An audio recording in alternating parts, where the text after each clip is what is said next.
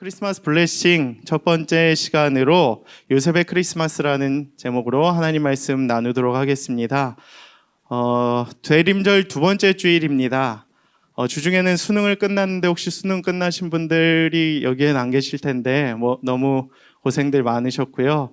예수님의 우리 다시 오심을 기다리며 이 연말 행복하고 또 기쁨과 소망을 품고 나아갈 수 있는 귀한 성탄의 시간들이 되기를 원합니다. 이 시간 한 번 더 우리가 인사했으면 좋겠는데요. 이렇게 저를 좀 따라해 주시면 감사하겠습니다. 성탄은 기쁨입니다. 네, 정말 성탄이 기쁨이 될 수 있었으면 좋겠고요. 두 번째로 성탄은 드림입니다. 네, 성탄은 감사입니다. 마지막으로 성탄은 순종입니다.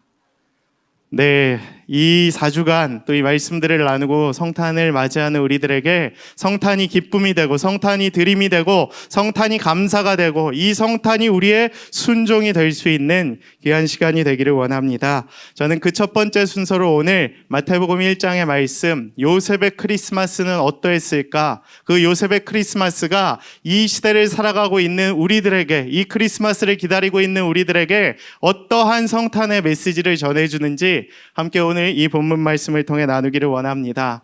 특별히 오늘 이 본문 말씀 많이들 알고 있다시피 예수님의 뜻이 나와 있고 임마누엘의 뜻이 나와 있습니다. 예수님은 그가 자기 백성을 그들의 죄에서 구원할 자, 임마누엘은 하나님이 우리와 함께 계시다. 교회 좀 오래 다녀본 청년들이라고 한다면 이 정도는 다 알고 계시리라 믿습니다. 그래서 여기에 초점을 맞춰서 제가 설교를 하지 않고요. 오늘은 특별히 요셉의 마음이 어떠했을지, 예수님의 그 태어나심이 요셉에게는 어떠한 영적인 메시지를 주었는지 그의 삶과 또 그의 행적을 통해 우리가 말씀을 나누길 원합니다. 오늘 본문 말씀은 성경의 3대 난제 중에 하나예요. 난제 아시나요? 첫 번째 창조론, 두 번째 삼위일체, 세 번째 동정녀 마리아에게 성령으로 잉태되신 예수님의 사건. 성경에서 가장 과학적으로, 논리적으로, 해석적으로 풀기 어려운 세 가지 문제 중에 하나입니다. 여러분 동의하시나요? 성령으로 잉태되셔서 예수님이 이 땅 가운데 태어나신 것입니다. 근데 왜 성령으로 태어나실 수밖에 없었는가 많이 고민을 해봤어요. 과학적으로 증명하려고 하기보다는 이론적으로 하나님의 말씀으로 영적으로 이것을 해석하길 원했는데 이것이 과연 무엇 의미일까? 하나님께서 이런 말씀의 의미를 주셨습니다. 첫 번째, 예수님께서 왜 이 땅 가운데 동정녀 마리아에게 성령으로 잉태됨으로 태어나실 수밖에 없었는가? 첫 번째 이유, 예수님께서 한 여인에게서 나야만 인간이 될 수 있었기 때문입니다. 그냥 하늘에서 뚝 떨어지면 그것은 인간이 될 수 없었어요. 제가 히브리서에서도 레위기에서도 늘 해석하듯이 예수님은 어떠한 분이십니까? 완전한 신성, 완전한 인성을 지니신 분이에요. 즉 신이자 인간인 겁니다. 두 가지를 모두 담고 있어야 돼요. 근데 우리는 인간이잖아요. 인간임이 가장 드러나는 증명이 무엇입니까? 우리에게 죄가 있다는 거예요. 죄가 있다는 거. 그게 우리가 인간됨을 증명하는 것입니다. 근데 주님은 죄가 있으면 안 되잖아요. 인간으로 오시는데 죄가 있으면 안 되기 때문에 무엇으로 이 땅 가운데 오시게 되었는가? 바로 성령의 잉태함으로. 인간의 모습으로 오셔야 되는데 아담의 원죄를 받아서 이 땅 가운데 오시는 게 아니라 성령의 잉태함으로 죄가 없으신 인간, 죄가 없으신 신으로 이 땅 가운데 오셨다라는 것입니다. 저는 이것이 크리스마스의 큰 기쁨과 은혜가 될 수 있게 되기를 원합니다. 나를 위해서 주님께서 이 땅 가운데 오셨는데 완전한 신성과 인성으로 이 땅 가운데 오셨다라는 것이에요. 자기 백성을 그들의 구에서 구원할 자. 이것이 예수님입니다. 예수님이 그렇기 때문에 이 땅 가운데 오셨다라는 거예요. 여러분 이 대림절 기간의 성탄을 기다리며 어떻게 기다리고 있습니까? 연말에 그냥 재밌게 한번 보내봐야지. 매년 보냈듯이 이 연말 송년회 잘해봐야지. 이런 마음으로 기대하고 계십니까? 저는 예수님을 묵상할 수 있었으면 좋겠어요. 예수님께서 이 땅 가운데 나를 위하여 구원하시기 위해 나의 죄를 사하여 주시기 위해 이 땅 가운데 오셨구나. 그것이 성탄의 의미가 될 수 있겠구나. 내가 이 기간에 성탄의 기쁨을 맞이하는 것이, 성탄을 기다린다는 것이 어떤 의미인지 좀 영적으로 좀 더 깊이 있게 묵상해보는 시간이 될 수 있었으면 좋겠다. 고민해보고 기도해보고 주님 앞에 더 예배하고 예수님을 묵상하는 여러분들이 되길 원합니다. 그러할 때 주님께서 임마누엘의 하나님, 늘 우리와 함께 계시는 그 하나님의 역사하심으로 우리와 동행하시리라 믿습니다. 그럼 오늘 우리에게 주시는 첫 번째 메시지 한번 나누길 원하는데요. 첫 번째, 요셉의 크리스마스는 우리에게 사랑과 배려의 마음을 가르쳐 준다라는 것입니다. 오늘 본문 말씀 19절 함께 봉독하겠습니다. 시작. 그의 남편 요셉은 의로운 사람이라 그를 드러내지 아니하고 가만히 끊고자 하여. 아멘. 이 상황이 무슨 상황이냐? 요셉과 마리아가 약혼을 했어요. 정혼을 했습니다. 이제 결혼을 기다리고 준비하고 있는 상황 가운데 있어요. 근데 이게 웬걸, 마리아가 임신을 했다라는 것입니다. 요셉의 마음이 어떠했을까요? 형제분들 한번 생각을 해보십시오. 결혼식 일주일 앞두고 나랑 결혼을 약속한 그 자매가 나랑 동침한 적도 없는데 임신을 했다고 합니다. 여러분의 마음이 어떠하실 것 같습니까? 지금 딱 요셉의 상황이 그러한 상황입니다. 전 요셉만 보면 불쌍해 죽겠어요. 어떻게 이러한 상황을 맞닥뜨리는 상황에 놓이게 되었을까? 표준 세번역에서는 이것을 이렇게 표현을 하고 있습니다. 마리아의 남편 요셉은 의로운 사람이라. 여기까지는 똑같은데 약혼자에게 부끄러움을 주지 않으려고 가만히 파혼하려 하였다. 부끄러움을 주지 않으려고 무엇을 했습니까? 파혼. 왜 파혼을 할 수밖에 없었냐? 여기서 많은 분들이 요셉이 되게 책임감 없는 분이라고 생각하시는 분들이 있을 수 있는데 신명기 24장 1절에 근거를 하면 이러한 상황 가운데서는 이 여인을 어떻게 처리를 해야 되냐? 율법대로 하면 딱 두 가지가 있어요. 첫 번째 무엇이냐 하면 돌로 쳐 죽인다. 무섭죠? 돌로 쳐 죽이거나 두 번째 흠결이 있을 때 이혼 증서를 줘서 내보내는 겁니다. 율법에 의하면 이 둘 중 하나가 이제 율법대로 지켜 행해야 되는 거예요. 요셉에게는 이 두 개 외에는 다른 선택이 없었습니다. 1번은 너무 잔인하잖아요. 역시 혹시 1번을 선택할 형제들이 있습니까?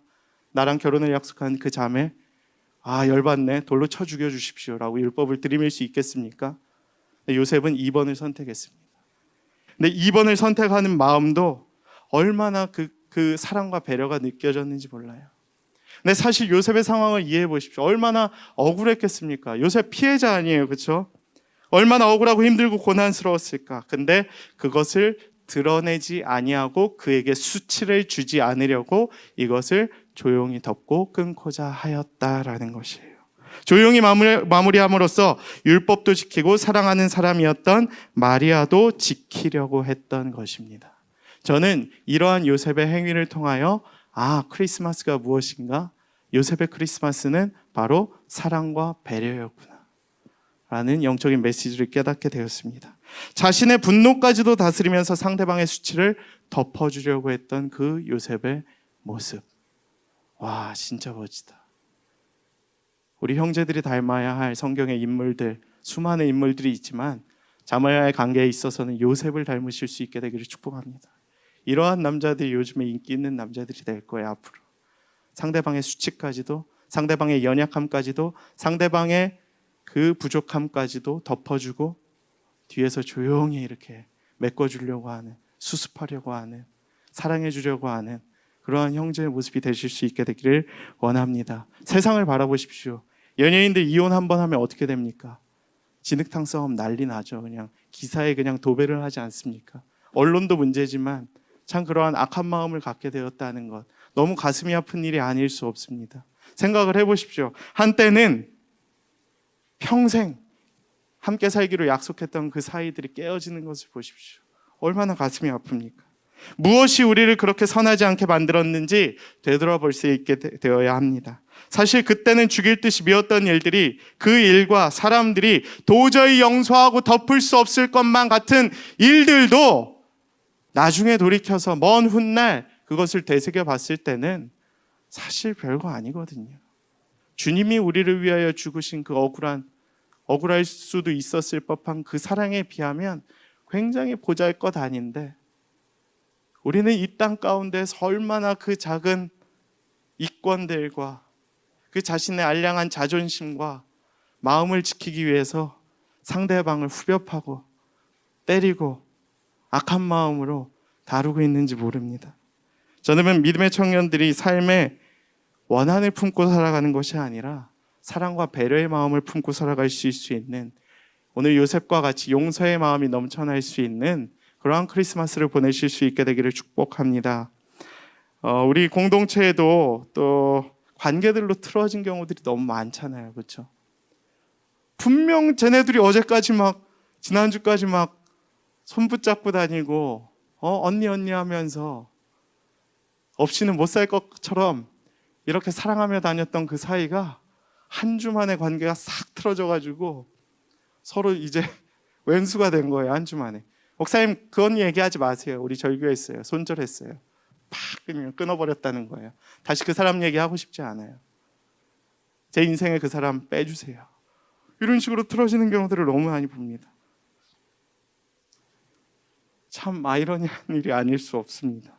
교회 분쟁 사건도 마찬가지죠. 저도 분교교회에 있었는데 16년 동안 싸웠어요. 16년 한 식구끼리. 16년을 싸우면서 박터지게 싸웠는데 그 중에서 제가 한 가지 성경적인 원리를 깨닫게 되었습니다. 어느 순간에 담임 목사님께서 우리가 성경대로 좀 살자. 이렇게 싸우지 말고 진짜 용서를 하자. 그래서 성경적인 원리대로 성경에 송사하지 말라, 고소하지 말라라고 되어 있거든요. 고소를 다 취하해버렸습니다. 근데 여러분들 지면 진짜 지는 것 같잖아요. 우리가 취하하면 지는 것 같고 뭔가 꿀리면 지는 것 같고 밀리면 지는 것 같은데 성경적 원리에서는 지는 게 이기는 것입니다. 그렇게 다 취하를 했더니 진짜 얼마나 피 터지게 싸웠는지 한 집사님은 고소가 개인의 이름으로 24건이 걸려있는 사람도 있었어요. 여러분 검찰 한번 불려가 보신 적 있으세요? 경찰서에 가서 한번 조사받으신 적 있습니까? 정말 힘들어요. 근데 얼마나 힘들었겠습니까? 그런 분들이 처음에는 무슨 용서를 하냐고 저런 원수 같은 마귀의 새끼들을 이랬거든요. 근데 정말 취소하고 화해하고 교회 분쟁이 그렇게 덮어져가는 것을 보면서 깨닫게 되었습니다. 지는 게 이기는 거구나. 성경의 사랑의 원리는 이것이구나. 배려하는 것이 이기는 것이고 예수님의 사랑이 정말 지는 것이구나라는 것을 깨닫게 되었습니다. 그 회복시켜 가시는 그 모든 과정에 은혜의 과정이 있었음을 제가 보게 되면서 진짜 사랑은 용서하는 것이구나. 진짜 사랑은 배려하는 것이구나. 이 시대 가운데 우리가 얼마나 분열이 많습니까? 사회를 보십시오. 그 정치적인 이념 하나 가지고 양쪽에서 갈라져서 서로 박터지게 지금 싸우고 있지 않습니까? 이러한 이 시대가 좀 바뀌어 나갈 수 있었으면 좋겠어요. 이 크리스마스를 통해서 서로 화해하고 서로에게 걸려있는 그러한 송사들을 다 내려놓고 은혜로 덮어나갈 수 있게 되기를 축복합니다. 여러분의 삶 가운데에서도 내 마음 가운데 도저히 용서할 수 없는 그 사람, 그 관계, 그러한 것들이 있다면 이 시간이 말씀을 통하여 다시 한번 되새겨볼 수 있는 시간이 되기를 원합니다. 주님께서는 이 크리스마스에 주님의 진정한 사랑을 여러분들을 통하여 보여주시길 원하시기 때문입니다. 그 말씀의 은혜가 저와 여러분들의 삶 가운데 가득할 수 있게 되기를 축복합니다. 두 번째 메시지는 다음과 같습니다. 요셉의 크리스마스는 우리에게 깊이 생각하게 하는 신중함에 대해서 가르쳐준다라는 거예요. 신중함. 오늘 20절 말씀 우리가 함께 나눠보겠습니다. 시작. 이를 생각할 때에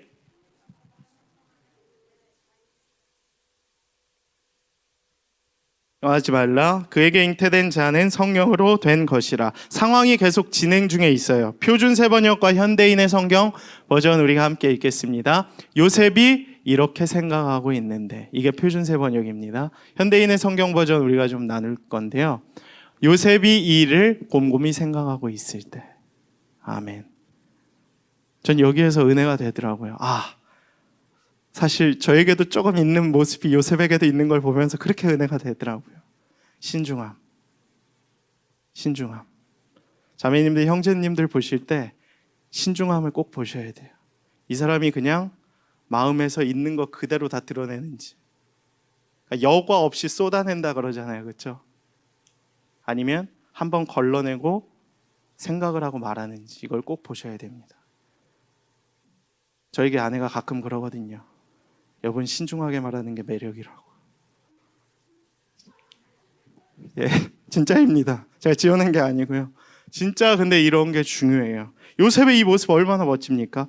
이 일을 곰곰이 생각하고 있는데 웬만한 형제였어 봐야 그냥 난리 나죠. 칼부림 나죠. 요즘 표현으로. 다 뒤엎죠. 마리아 찾아가서 막 멱살 잡고 어떻게 된 거냐고, 말도 안 되는 소리 하지 말라고, 무슨 성령으로 잉태가 되냐고 다 뒤집어 엎겠죠. 근데 요셉은 신중했습니다. 이 일을 곰곰이 생각해 봤다라는 거예요. 의로운 사람으로서, 하나님을 믿는 사람으로서, 율법에 준한 행동을 하는 자로서 하나님의 뜻이 무엇일까? 왜 내게 이런 일이 일어났을까? 생각을 했던 것입니다. 한 번 더 생각하는 요셉의 모습이 등장을 하는 거예요. 저는 마치 예수님을 보는 듯하다, 예수님의 아버지가 될 만하다, 이런 생각이 들더라고요. 한국 사람들, 우리 문화 어떠합니까?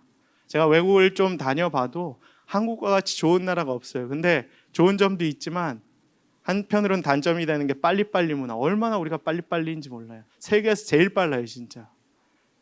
해외 선진국 가도 우리나라처럼 빠른 나라가 없습니다. 뭐 부르면 다 와요. 제가 이번에 이사를 했거든요. 이사한 당일에 인터넷선 연결하고 이런 시설물들 점검하고 호스 연결하고 이런 설치를 다시 해야 되거든요. 당일에 연락해도 2시간 이내에 바로 다 튀어오시더라고요. 제가 깜짝 놀랐습니다. 외국에선 이렇게 연락을 하면 한 일주일씩 걸린다고 해요. 심지어 선진국들도. 근데 우리나라는 다 이런 빨리빨리 문화. 근데 그러다 보니까 우리가 너무 조급한 마음을 갖게 되지 않았나.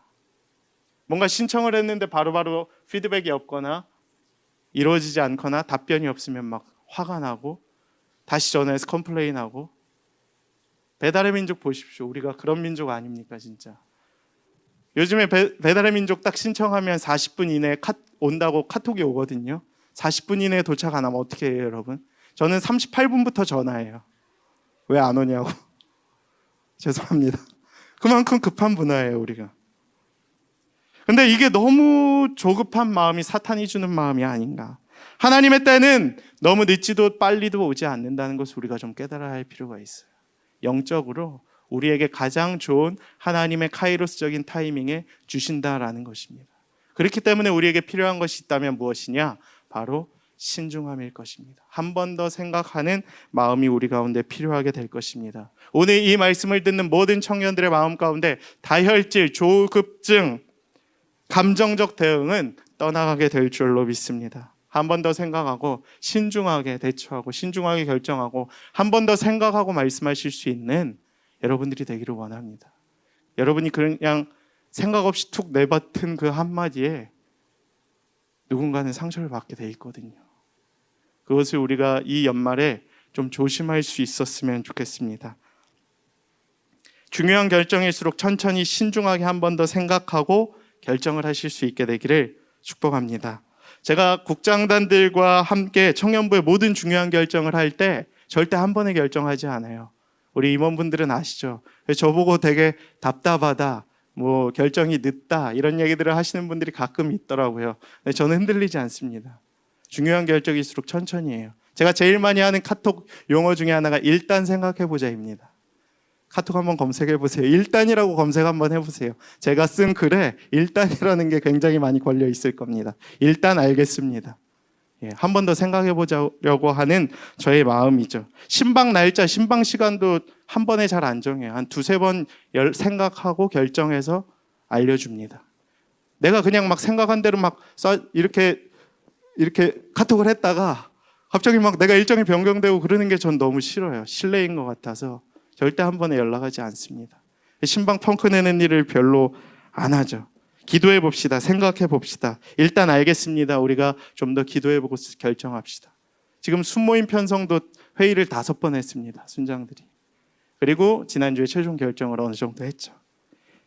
절대 통보식으로 바로바로 처리하지 않으려고 노력합니다. 왜? 중요하고 소중하고 그 신중함을 통하여 우리가 좀 더 아름다운 공동체를 이루어 나갈 수 있다고 생각하기 때문에 교회 공동체에 필요한 가치가 있다면 신중함과 한 번 더 생각해보게 하는 훈련들이 필요하기 때문에 저부터 그렇게 행동을 하는 것입니다. 여러분의 삶 가운데에도 한 번 더 생각하는 훈련들, 신중함들이 계속해서 이루어질 수 있게 되기를 축복합니다. 주님이 오늘 우리에게 주시는 세 번째 메시지는 무엇이냐? 요셉의 크리스마스는 우리에게 진정한 순종의 모습을 보여줍니다. 여러분, 믿음은 순종이에요. 순종할 때 믿음이 생기는 겁니다. 믿음이 있으면 순종하는 게 아니라 순종할 때 믿음이 생기는 거예요. 여러분, 믿음이 결코 쉽지 않습니다. 세상 사람한테 나가서 복음을 전해보십시오. 믿음을 전해보십시오. 한 번에 믿는가? 우리를 미친놈 취급하죠. 말도 안 되는 소리 하고 있네. 왜? 이성과 상식으로는 믿어질 수 없는 부분들이 너무나도 많기 때문에. 근데 일단 순종하며 우리가 나아갈 때 그 가운데 우리의 믿음이 증거되는 것을 우리가 알 수 있다는 것입니다. 하나님께서 쓰시는 사람 무엇이냐? 순종하는 사람이에요. 제가 늘 강조하지만 순종이 최고입니다. 순종이 최고의 미덕이에요. 오늘 요셉 24절에 이렇게 기록되어 있죠. 요셉이 잠에서 깨어 일어나 주의 사자의 분부대로 행하여 그의 아내를 데려왔으나 아들을 낳기까지 동침하니 아내하더니 나음에 이 이름을 예수라 하니라. 아멘. 요셉이 과연 믿어져서 순종을 했을까요? 생각을 해보십시오. 요셉이 완전히 그의 생각이 성령의 음성에 완전히 동의되어서 알겠습니다. 이렇게 동의를 했을까? 이렇게 동의를 하고 행동을 했을까요? 전 아니라고 봅니다. 그냥 순종한 거예요. 저 같았어도 주님이 시키시니까 하는 거지. 믿어져서 했을 것 같지는 않습니다. 그러나 그의 순종을 통해 주님은 그의 믿음을 보셨던 거예요. 그리고 그에게 예수님의 아버지가 되는 놀라운 특권과 은혜를 허락하셨던 것입니다. 아쉬워 보여도 조금 부족해 보여도 순종하는 사람을 하나님께서 쓰신다는 것을 다시 한번 오늘 이 말씀을 통해 우리에게 가르쳐 주시는 것이에요.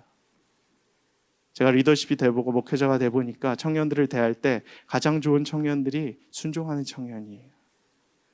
하나님이 저를 보실 때 이렇게 했구나라는 생각이 들더라고요. 저는 하나님이 시키시면 절대 돌을 달지 않으려고 노력을 많이 합니다. 나같이 부족한 자도 쓰시는 주님의 은혜에 감사하며 날마다 순종하려고 얼마나 노력을 많이 하는지 몰라요. 여러분들도 주님이 부르실 때에 믿음으로 나아가는 것이 아니라 순종으로 나아가실 수 있게 되기를 축복합니다. 여러분이 순종할 때 여러분 가운데 믿음이 증거되고 그 믿음을 주님께서 가장 기쁘게 받으실 줄로 믿습니다. 말씀을 맺고자 합니다. 이 요셉의 크리스마스가 여러분의 크리스마스가 될 수 있게 되기를 축복합니다. 사랑과 배려가 넘치는 크리스마스, 신중함이 있는 크리스마스, 순종함으로 우리의 믿음을 주님께 올려드리는 크리스마스. 이 연말, 이 어두운 때에 조금 힘들지만 우리가 이 말씀을 통하여 우리의 믿음을 점검하고 또 우리의 아픈 마음을 위로받고 다시 한번 일어서는 귀한 은혜의 시간이 되기를 간절히 소망합니다. 이 시간 말씀을 기억하며